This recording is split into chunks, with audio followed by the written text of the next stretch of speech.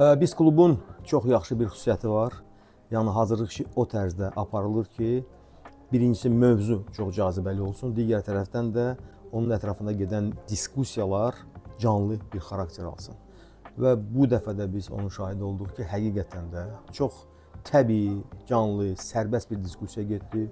Bəli, fikir toqquşmaları oldu, ayrı-ayrı baxışlar var və bu elə ondan xəbər verir ki, hamı məhz sərbəst bir formada, demokratik ruhda öz bildiyini deyir, öz fikrini irəli sürür və əlbəttə ki, bu toqquşmalar əsnasında da, necə deyərlər, mətləb ortaya çıxır, ortaq bir mətləb ortaya çıxır və bu da çox gözəl bir nəticədir. Çünki biz bura yalnız və yalnız demək, yeni məlumatları əldə etməyə gəlirik, digər tərəfdən bilmədiyimizi öyrənirik və nəhayət diskussiya potensialını da genişləndiririk ki, bax beləcə sərbəst bir ruh hökm sürsün. Mənə elə gəlir ki, bax bu tərzdə də bütün prosesi davam etdirmək lazımdır.